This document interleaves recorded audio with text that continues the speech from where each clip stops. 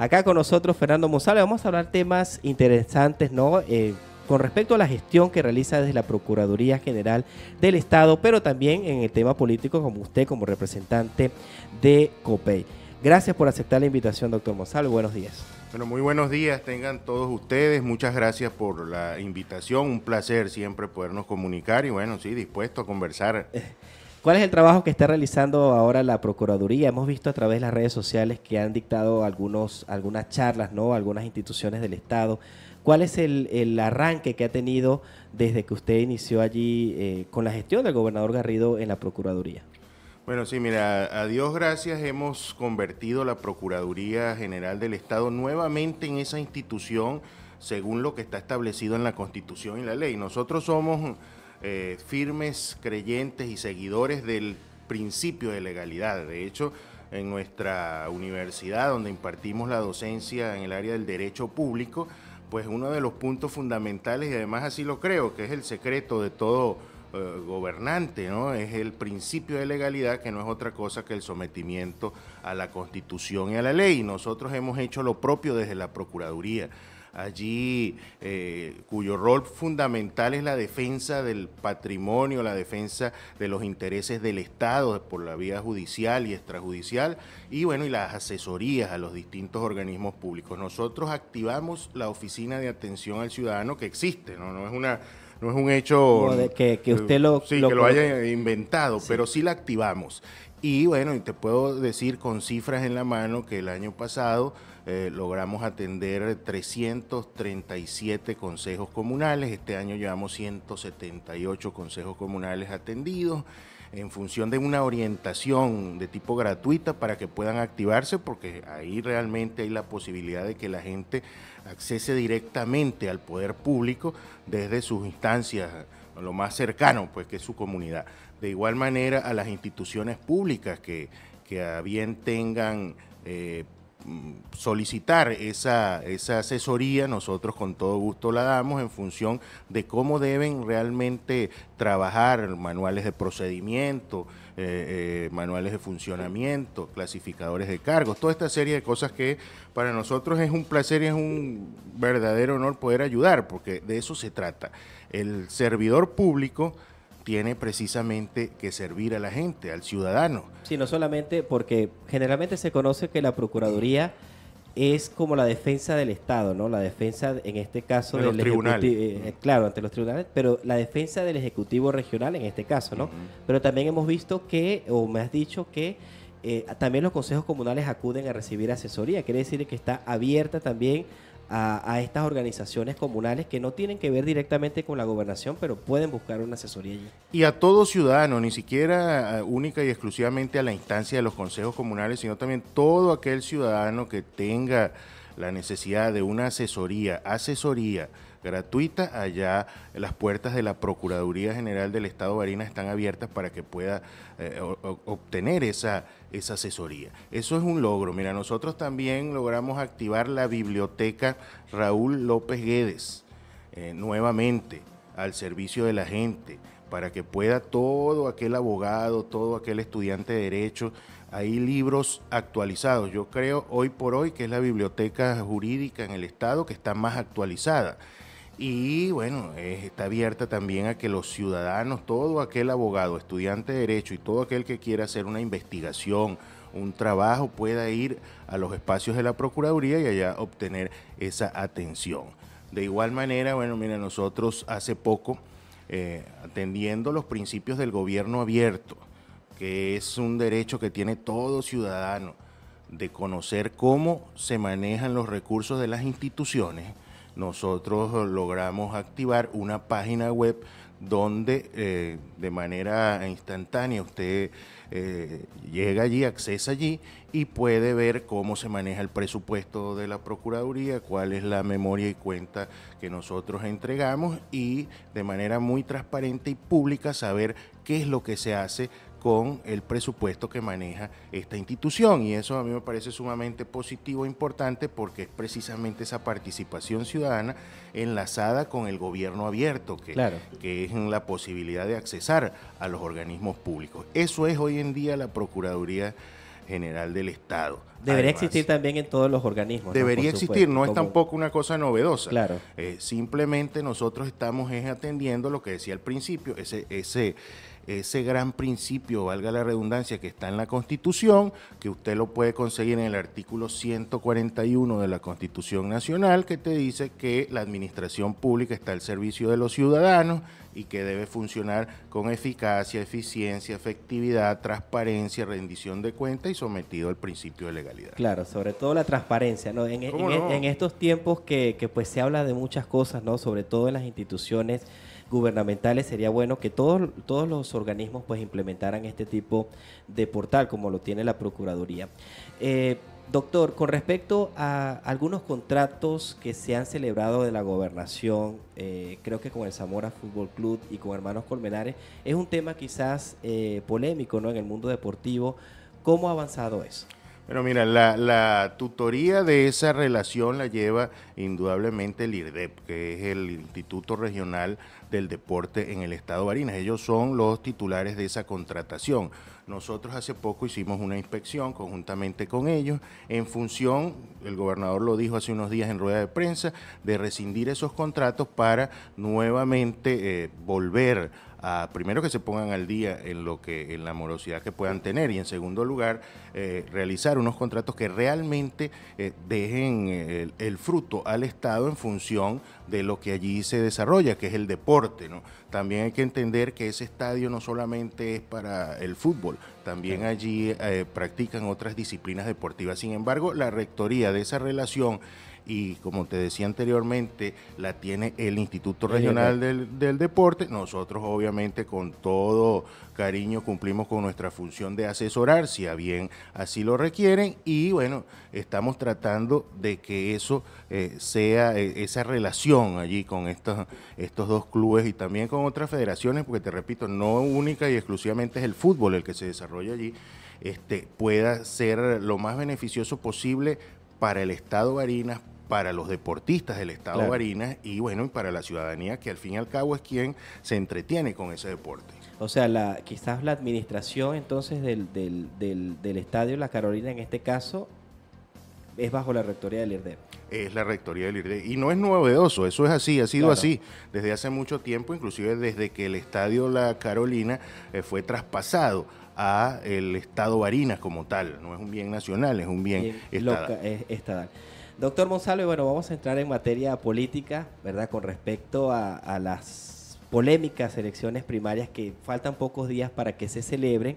COPEI tiene un candidato, también como otras alianzas, otros partidos políticos, pero hasta ahora COPEI no ha recibido quizás, o sí ha recibido el apoyo de otras organizaciones políticas para el candidato que ustedes están pues llevando o abanderando para estas elecciones. Bueno, si el candidato que la organización política que nosotros militamos de toda la vida es Roberto Enríquez. Correcto. Roberto Enríquez es el presidente nacional del partido COPEI legítimo, partido el cual fue intervenido y bueno, tiene una serie de situaciones que no, pues, no son las más viables en este país porque bueno, se judicializó y el tema en las organizaciones políticas deben ser resueltos, entendemos nosotros, toda la vida ha sido así, por los militantes que activan en esa organización y no por entes externos. Pero bueno, esa es la realidad, así estamos. COPEI presenta a Roberto Enríquez. Roberto Enríquez es un hombre que está hablando de un tema muy, muy sensible para nuestra sociedad con mucha firmeza y con mucha propiedad, que es el tema económico. A él lo está asesorando quizás uno de los economistas más preparados del mundo, que es Steve Hankin, y lo pueden ustedes buscar en cualquier portal, en cualquier página de internet, de ver lo que este señor ha hecho en otros países del mundo que han tenido unas crisis similares o peores que las nuestras. En tal sentido, mira, Roberto ha hecho un gran esfuerzo, un recorrido por el país llevando ese mensaje de los valores. Aquí en Venezuela quizás lamentablemente el tema de los valores ha sido solapado por el tema de las necesidades económicas y nosotros creemos que hay que reflotarlos, que hay que rescatarlos, porque existen. El venezolano entiende claramente la solidaridad, entiende claramente la ciudadanía, entiende claramente todo el tema, el amor, el respeto, la honestidad, eso lo entiende, pero creemos que es el momento de reflotarlo como tal para que nuestra sociedad pueda emerger de esta crisis que tenemos, que no es solamente una crisis económica y política, sino que también es una crisis moral de valores y de ciudadanía. Claro, es un mensaje contrario a otras candidaturas, ¿no? Dentro de las primarias que genera quizás, o el discurso está guiado más a la confrontación, digámoslo de alguna forma, ¿no? Hay algunas personas, representantes de partidos políticos que han venido acá también a este programa y dicen lo mismo, ¿no? Que hay como que una diversidad de discursos en torno a las candidaturas de las elecciones primarias. Entonces, en el caso de Roberto, él maneja un discurso más de unión, de unificación de los venezolanos, o también un mensaje quizás un poco más aguerrido en contra en este caso, del gobierno nacional. Mira, nosotros creemos, y es con la práctica, lo que hemos visto en este país, que todo aquel mensaje que busca es la confrontación no trae nada bueno, ¿no? Respetamos la posición de cada quien, indudablemente, de igual manera lo decimos con propiedad, la persona que resulte favorecida en las primarias, pues va a ser la persona que nosotros vamos a apoyar. Nosotros quisiéramos y estamos haciendo todo lo posible para que Roberto Enríquez lo sea, pero de no ser así, de igual manera vamos a apoyar a la persona que resulte allí favorecida, pero bajo el entendido de que el país necesita es un mensaje más allá de la confrontación y del revanchismo, es un mensaje de construcción, hacia dónde vamos, qué es lo que queremos hacer, cómo vamos a hacer para recuperar nuestra institucionalidad que la vemos bastante golpeada. Entonces, eso creemos nosotros que es el mensaje que debe llegar de manera más directa al ciudadano, y en eso nosotros estamos. Te repito, respetamos todas las formas, las maneras que los demás ejerzan su activismo político. El nuestro es distinto. Por eso nosotros somos un partido de vocación cristiana, somos un partido social cristiano, cuya base, cuya doctrina está fundamentada en la doctrina social de la Iglesia. Y eso nos lleva a nosotros precisamente a ser una organización de centro, no de izquierda ni de derecha, porque creemos que es allí donde puede converger el desarrollo. ¿Cómo no? El desarrollo verdadero de un país. Y además que el candidato no es uno de los que no está inhabilitado. Hay otros candidatos que la mayoría pues está inhabilitado. ¿Usted cree que esos candidatos, si llegase a ganar uno que esté inhabilitado, puede inscribirse en el Consejo Nacional Electoral? Bueno, mira, la Comisión Nacional de Primarias y los partidos políticos deben haber evaluado qué va a ocurrir, qué escenario va a ocurrir de presentarse esa situación, ¿no? Nosotros estamos claros que todas estas candidaturas que están ofreciéndoseles al país en función de ser el abanderado de la oposición más contundente en Venezuela, puedan ponerse de acuerdo en el hecho de ver las reglas. ¿Qué va a ocurrir si gana una persona de estas que está inhabilitada? Bueno, eso tiene que haber una solución en función de que la gente tenga la posibilidad de participar por la vía electoral, como en las democracias se resuelven los problemas. Nosotros creemos eso. Hay otros dirigentes que hablan de que debería existir ya un plan B en el caso de que ocurra, claro, que no se puede inscribir, que es una de las cosas que probablemente ocurra, ¿no? Es muy probable, muchísimo probable, mucha probabilidad de que no logren inscribirse si llegase a ganar un candidato inhabilitado a estas elecciones presidenciales. ¿Está de acuerdo Copey también con que exista un plan B para inscribirse en las elecciones y para enfrentar a Nicolás Maduro en las próximas elecciones? Es que deben ya tenerlo, yo no creo ni siquiera que lo estén preparando, ya debe estar claro, porque bueno, esa es la dinámica de lo que hemos visto en los últimos tiempos, un gobierno tratando de evitar una elección donde participe la ciudadanía, porque al fin y al cabo es eso. La propia Constitución te dice que las organizaciones políticas para presentar candidaturas tienen que hacer un proceso interno, tienen que buscar un método, y además ese método, cuando uno se inscribe en el CNE, debe estar reflejado cómo usted llegó a ser candidato de una organización. Eso lo dice la Constitución. Y bueno, ya debe haber, desde el punto de vista de la estrategia, esa ese plan alternativo para saber si alguno de los inhabilitados llega a resultar elegido, pues quién pudiera ser la figura que lo releve en tal caso. Lo que sí te digo es que como es una estrategia, pues nosotros no estamos conociendo claramente las estrategias, porque además las estrategias no se dicen, ¿no? Públicamente, claro, se ejecutan en el momento que tengan que ejecutarse. Pero lo que sí estamos claros es que la oposición venezolana ya tiene meridiana visión y claridad, valga la redundancia, de que la vía es la electoral y que nosotros vamos a participar en las elecciones presidenciales en el año 2024. Por allí oye usted personajes del gobierno, del alto gobierno, diciendo no, que las vamos a adelantar. Bueno, si las adelantan es un autogol, déjame decirle, porque la gente, que es otra cosa, que estamos absolutamente convencidos, la gente quiere un cambio por la realidad política, económica, social que estamos viviendo los venezolanos. Hay una frase que tú la debes haber escuchado, todos la escuchamos por allí: si yo no trabajo, no como. Que los políticos resuelvan el tema político. Resulta que hoy en día para poder comer tienes que tener varios trabajos, tienes que hacer muchas actividades para poder comer, porque el dinero no te alcanza, y esa es la realidad. Claro. Y usted como abogado, ¿cómo ve este tema de las inhabilitaciones? ¿Usted cree que tienen un basamento legal para que estas personas estén inhabilitadas, o quizás pueda ser una estrategia del gobierno para pues inhabilitarlo y para que no puedan participar? Bueno, desde el punto de vista jurídico yo no comparto el tema de las inhabilitaciones, porque veo que el origen de las mismas no está claro. Lo hablábamos hace rato. Uno tiene que seguir y ceñirse al tema de la legalidad, lo que está en la Constitución y la ley. Es allí.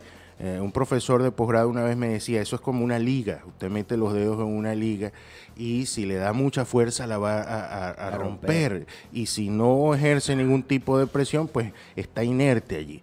Así es el principio de la legalidad, usted tiene que estar enmarcado hasta donde le dé la fuerza y la posibilidad, en tal caso, en esa liga.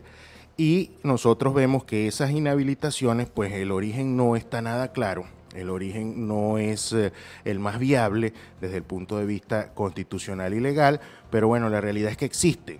Y para muestra un botón lo que ocurrió en Barinas, después de elegido un candidato a gobernador, bueno, se inhabilita, ¿no? Entonces, esas son las cosas que nos hacen no creer en el tema de las inhabilitaciones, más sin embargo la realidad indica que están allí. Entonces, bajo esos escenarios tenemos que actuar, porque lo que sí está claro, que nos pongan cualquier tipo de situación jurídica o política, nosotros vamos a ir a las elecciones en el 2024, vamos a participar con un candidato y con ese candidato vamos a obtener el poder político, que es lo que buscamos cuando hacemos política. ¿Y es viable un adelanto de elecciones?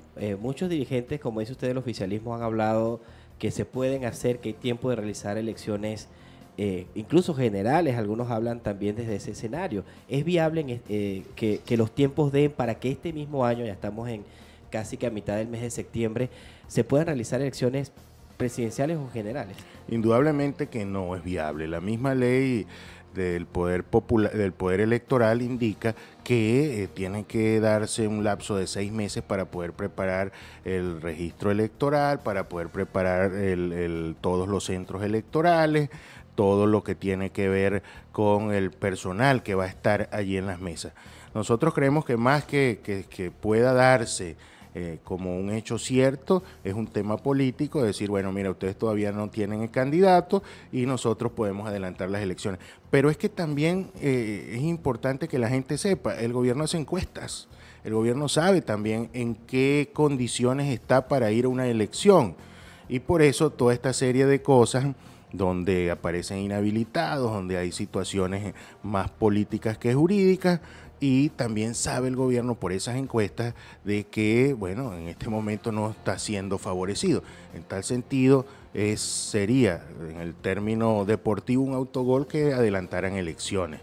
Unirlas, bueno, en ocasiones, lo hemos visto en el pasado, se han podido efectuar elecciones fusionadas, por llamarlo de alguna, unificadas. Generales es cuando implica todos los poderes públicos, el legislativo y el ejecutivo. En este caso se ha hablado o se especula regional y municipal del Poder Ejecutivo. Bueno, de igual manera, como te decía anteriormente, el gobierno hace encuestas, entonces no es lo mismo que pierdan una presidencia y todas las gobernaciones y la mayoría de las alcaldías que tienen en el país, que puedan continuar como se hace en democracia, ejerciendo el poder político hasta el vencimiento que establece la Constitución. 4 años, dice, para los gobernadores y alcaldes. ¿Y usted cree que en el 2024, si esa es la fecha o el año de las elecciones, ya sea en cualquier mes, va a existir un cambio político en el país? Creemos que sí, firmemente. ¿Y por qué lo creemos? Porque nosotros salimos a contactar gente, a hablar en los distintos niveles de la sociedad, en los distintos lugares de la sociedad, urbanos, rurales. Vamos, escuchamos a la gente, vemos lo que hoy en día el sentimiento que la gente tiene, y la gente quiere un cambio, aparte de un cambio no solo económico y político, quiere también la reconciliación de la familia. Mucha gente se ha ido de este país y ha abandonado su familia, están divididas las familias, pasando inclusive penurias en muchas partes del mundo, y eso no es lo viable, porque el venezolano no es así. El venezolano es solidario, es familiar, es cercano. Ese es el venezolano, esa es la esencia. Y entonces un pueblo sufriendo, familias sufriendo, porque están divididas, están separadas, bueno, eso no es lo más viable. Allí hay una muestra y un reflejo de una de las razones por las cuales este país va a cambiar desde el punto de vista político. O sea, se puede reeditar el hecho que ocurrió acá en Barinas, ¿no? Porque hubo un candidato que pues resultó ganador. Vinieron inhabilitaciones de algunas personas que también se iban inscribiendo progresivamente, hasta que el gobernador Sergio Garrido pues ya había sido electo diputado, no había una forma para decir que está inhabilitado, ¿no? Y gana las elecciones acá en Barinas. ¿Puede ocurrir quizás en Venezuela esta situación, editar quizás o reeditar lo ocurrido en Barinas ahora con proyección nacional? Yo creo que sí, se puede dar en vista de las señales que hemos visto de esas inhabilitaciones. Eso puede ocurrir. Lo importante es que la gente tiene que saber que la dirigencia política está clara, por más de las diferencias que puedan existir. Existen diferencias en las propias familias. Ahora imagínate tú cuando hay pensamientos más hacia la derecha, más hacia la izquierda, de centro como somos nosotros, posiciones doctrinarias e ideológicas diferentes. Pero lo que sí es importante es que en la conciencia de la dirigencia nacional existe el tema unitario, el tema de que tenemos, pese a todas las dificultades y todas las piedras que nos pongan en el camino, tenemos que sortear eso para ir lo más sólido posible en el tema unitario, para verdaderamente ser una alternativa con fuerza, que pueda ejercer el poder político. En la política se está para ejercer el poder. Ese es el verdadero sentido, y ser útil además con ese poder a la sociedad. Ese es el verdadero sentido de la política, ser útil a la gente, pero obviamente no es lo mismo desde un espacio que no puedas decidir absolutamente nada que desde un espacio donde tú puedas ejercer el poder. ¿Y qué es lo primero que debe rescatar en el supuesto de que gane la oposición la presidencia de la República? ¿Qué es lo primero que debe rescatar esa persona que resulte electa? Mira, yo creo que indudablemente el tema de la institucionalidad del país. Aquí hay que darle nuevamente la sobriedad, la seriedad a las instituciones públicas, y aparte de eso el tema económico, que es un tema bastante sensible para todos, pero que con planes serios, planes verdaderamente viables. Y te voy a decir otra cosa, mira, nosotros tenemos la bendición de Dios, que esta Venezuela es tierra bendita, ¿vale? Usted tira un granito de maíz en cualquier lugar de este país y allí nace una mata. Eso es importante, y hay agua además, que es otro. Los recursos naturales están en abundancia porque somos una nación, una tierra privilegiada, bendita por la mano de Dios. Entonces, la recuperación nuestra va a ser no tan lenta como mucha gente vaticina, de que bueno, no, que van a tardar mucho tiempo. Hemos retrocedido no sé cuántos años y vamos a tardar no sé cuántos años. No, aquí va a ser rápido porque hay planes, hay proyectos, hay programas. Mira, hay mucha gente de afuera observando a Venezuela, con ganas de invertir en Venezuela, pero que obviamente hoy en día no se atreven porque bueno, no hay seguridad jurídica. Ese tema de las inhabilitaciones utilizadas desde el punto de vista político forma parte de algo que va en detrimento del Estado de Derecho, como es la seguridad. Una de las características fundamentales de un Estado de Derecho, que a su vez es una característica fundamental de la democracia en cualquier parte del mundo, es, aparte del principio de legalidad, que es el respeto y el sometimiento a la Constitución y la ley, es la seguridad jurídica. No es solamente la seguridad personal, que tú vayas a un sitio y te sientas seguro donde estés, sino que también tiene que existir la seguridad jurídica para saber que si tú inviertes aquí $1, un bolívar, bueno, tú tienes que tener una ganancia si tu administración es buena. 7:49 minutos, estamos llegando al final de la entrevista y también del programa Las Noticias con Más Potencia. Doctor, una última pregunta, bueno, son dos en realidad, pero por el tiempo, pues nos queda un minuto nada más para que usted pueda responderla.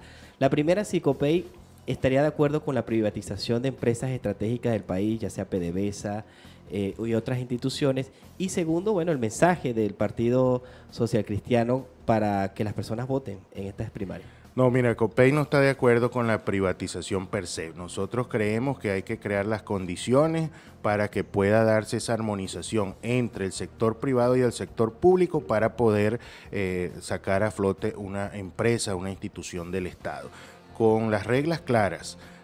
¿Qué tiene que hacer el gobierno? Bueno, estar pendiente de que funcionen las cosas, de que las cosas vayan por el buen camino, según lo que dice la Constitución y la ley, pero no privatizar per se una institución. Y lo otro es ese mensaje a la ciudadanía para que acuda, para que participe. Mire, no dejemos en manos de los políticos la solución de los problemas de este país. Nosotros tenemos que dar un paso y ayudar para que podamos decir en el futuro, mira, yo también ayudé desde mi trinchera, desde mi perspectiva, desde mi comunidad, desde mi familia inclusive, a lograr un cambio para vivir mejor, porque aquí al final lo que queremos todos es mejorar la calidad de vida de todos, valga la redundancia. Muchas gracias, doctor Monsalve. Bueno, tiempo sin entrevistarlo desde hace muchos tiempos atrás.